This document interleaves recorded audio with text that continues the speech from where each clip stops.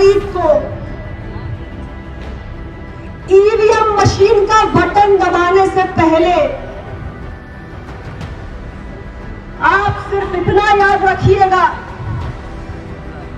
कि सिराथू विधानसभा से केशव प्रसाद मौर्य नहीं, अनुप्रिया पटेल चुनाव लड़ रही है। आप उनसे सवाल पूछिए कि माता जी को कांग्रेस पार्टी के सिंबल पर चुनाव क्यों लड़वाया, अपनी छोटी बहन की संपत्ति पर उन्होंने कब्जा क्यों किया, अपने नाम पर वसीयत क्यों करवा दी और समाजवादी पार्टी के चुनाव निशान पर चुनाव क्यों लड़ रही है। मैंने आप एक ऐसी बेटी को अपना दल का संघर्ष सौंपना चाहते हैं जिसने पिता के सिद्धांतों की ऐसी की तैसी करके रख दी, या ऐसी बेटी का हाथ मजबूत करना चाहते हैं जिसने अपने पिता के शब्दों को, अपने पिता की विचारधारा को अपने जीवन का पहला और अंतिम संकल्प मानकर चलने का काम किया है। आज तक आपसे यह बात नहीं कही, आज मैं आपसे कह रही हूं कि 2014 में जब मैं सांसद बनी, मेरी बहन ने मेरे खिलाफ झूठा मुकदमा दर्ज करा दिया। मेरी बहन ने मेरे खिलाफ झूठा मुकदमा दर्ज करा दिया कि मेरी संसद सदस्यता रद्द हो जाए और उनको सांसद बनने का अवसर मिल जाए। जिस समय अनुप्रिया पटेल ये बयान दे रही थीं, उस समय उत्तर प्रदेश की राजनीतिक गर्मी अपने चरम पे थी। असल में सिराथू सीट जिस पर डिप्टी सीएम केशव प्रसाद मौर्य भाजपा की तरफ से चुनाव लड़ रहे थे, तो वहीं दूसरी तरफ समाजवादी पार्टी से पल्लवी पटेल भी चुनाव लड़ रही थी। चुनाव काफी रोचक था क्योंकि पल्लवी पटेल अनुप्रिया पटेल की बड़ी बहन और डॉक्टर सोनीलाल पटेल की बेटी भी हैं।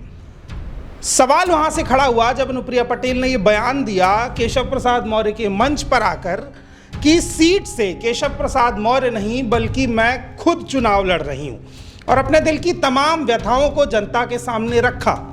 उस भाषण का एक हिस्सा हमने आपको पहले सुनाया, बाकी अब सुनाते हैं। जिसने पिता के सिद्धांतों की ऐसी की तैसी करके रख दी,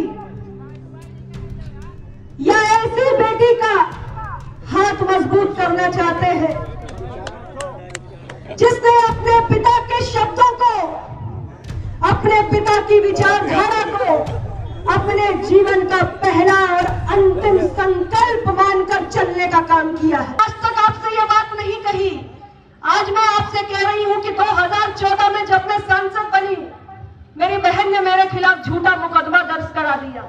लेकिन मैं आज आपको बताना चाहती हूं कि एक बड़ी बहन का फर्ज होता है अपने छोटों का ख्याल रखना, अपने छोटों को स्नेह करना, अपने छोटों का मनोबल बढ़ाना। यह नहीं कि एक छोटी बहन की संपत्ति की अपने नाम वसीयत करा लो, एक छोटी बहन के खिलाफ झूठा मुकदमा करा दो।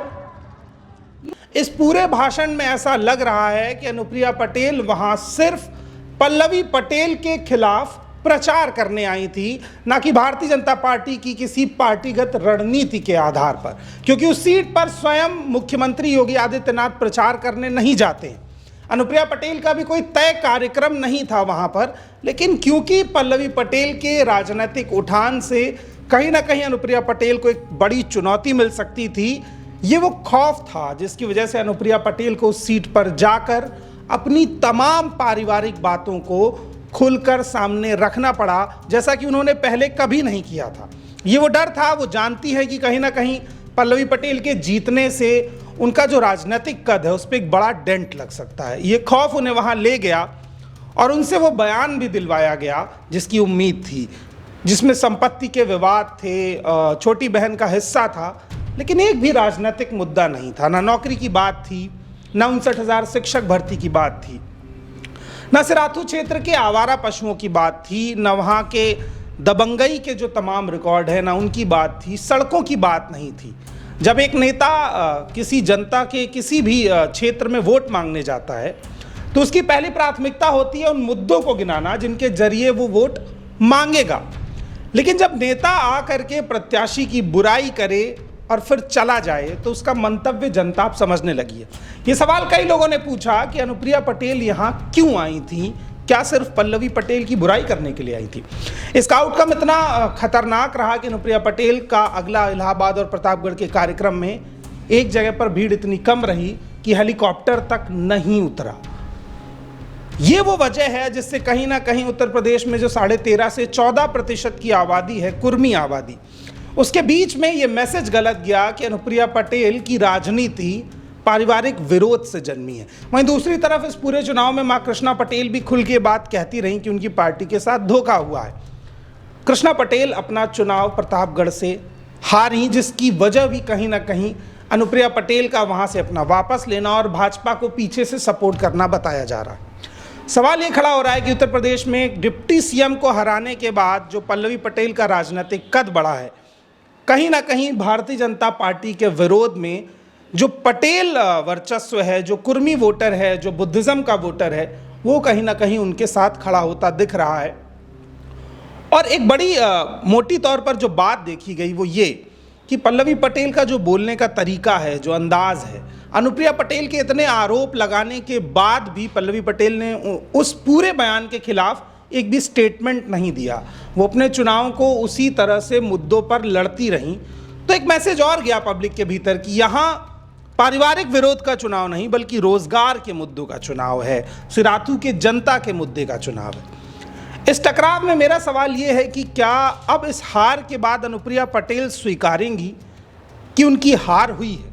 चुनाव वो जीती हूँ, बेशक उनकी पार्टी को तमाम वोट मिल गए हों और तीसरी सबसे बड़ी पार्टी साबित हुई हो, लेकिन उसका राष्ट्रीय अध्यक्ष जहां से कहता है मैं स्वयं चुनाव लड़ रही हूं, उस जगह से वो चुनाव केशव प्रसाद मौर्य भी हार जाते हैं, तो उस हार की आधी हिस्सेदारी तो अनुप्रिया पटेल के सिर और जिम्मे जानी चाहिए।